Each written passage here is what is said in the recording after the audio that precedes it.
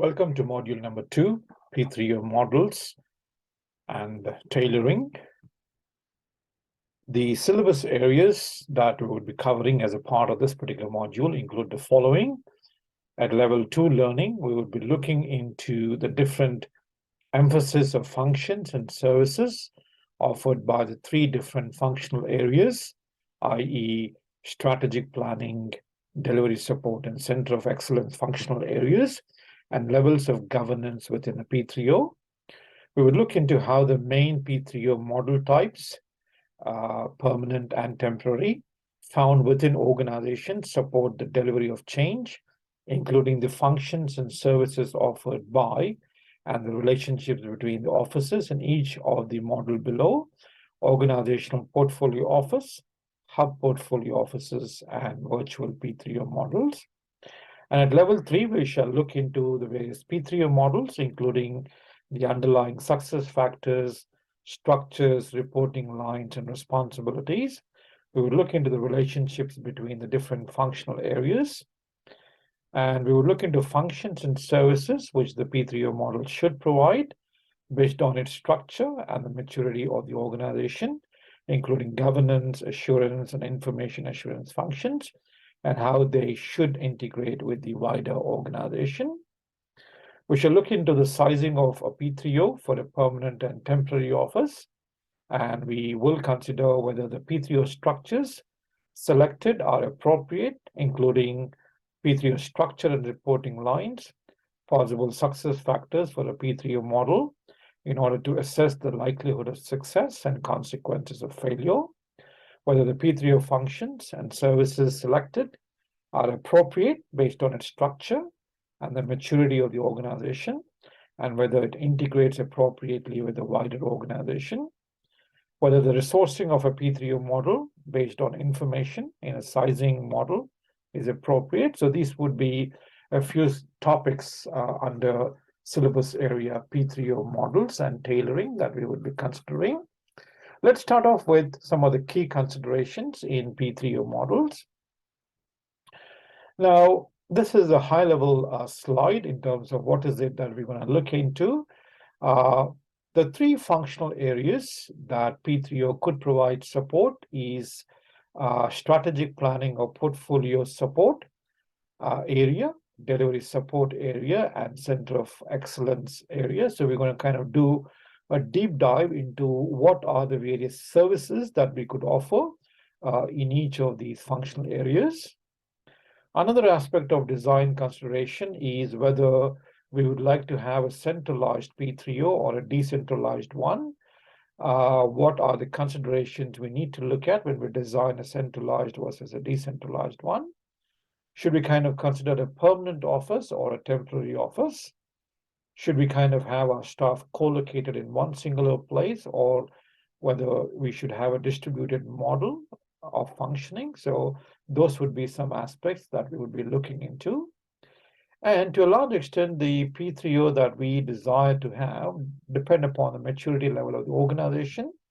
If it is the organizational portfolio office that we are desiring to implement, but if we are desiring to implement a hub portfolio office, we might want to look into the maturity of the departments.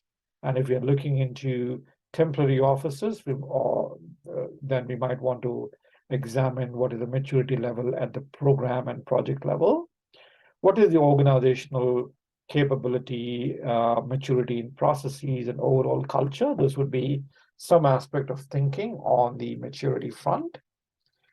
And where do we report into? Where does the P3O report into, and what are the component offices is another area of key consideration when we design a P3O model. Where would the accountability lie, and to which governance body would the P3O report into are some of the aspects of consideration. So let's start off with the functional areas. Let's do a bit of deep dive in terms of the various services under each of these functional areas. So 3 broad buckets: decision support functions, delivery support functions, and center of excellence function services.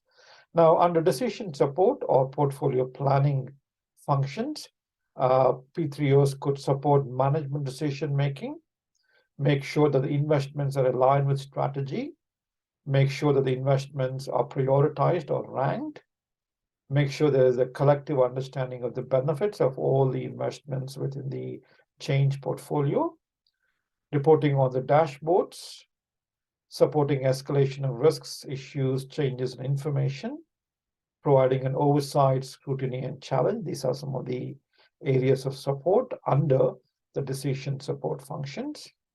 Under delivery support functions, P3Os can support delivery of change using central flexible staff resource pool, permanent or contracted, project or program support personnel, or internal program or project specialists, or professional program or project managers temporarily deployed.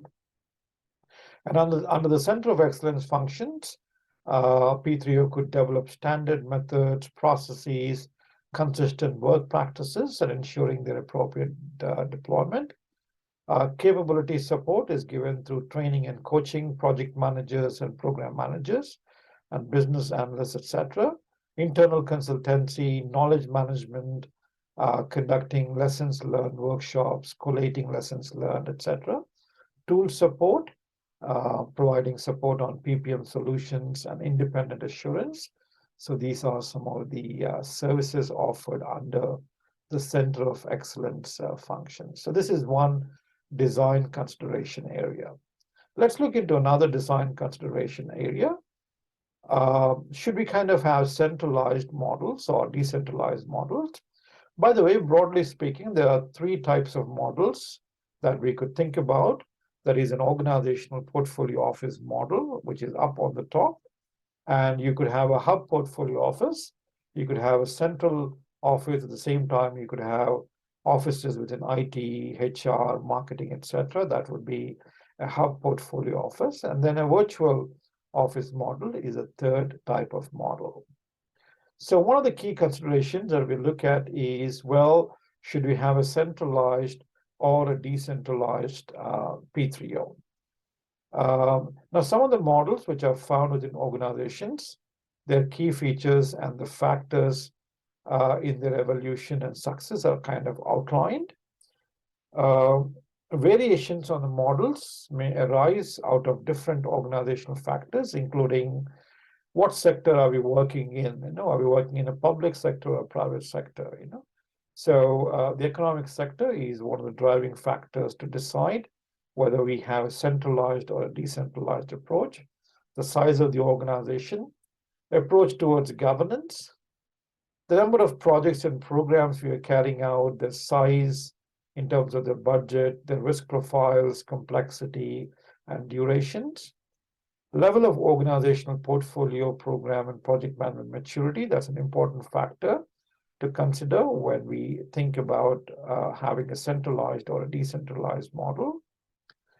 Would we like to kind of provide core services as a central organizational portfolio office, or would we like to provide our services via hub portfolio offices? That's another consideration. Is a business driven by local or central investment decisions?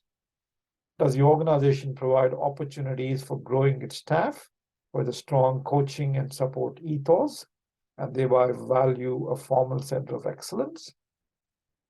Is there a culture of quality and assurance and a mindset of continuous improvement in the organization? Are programs and projects undertaken internally focused initiatives, or does the organization deliver programs and project management services to a client base? Now, that would be a deciding factor, for example, on our costing models. And are there distinct geographical divisions of the organization, in which case a decentralized model might be an appropriate model.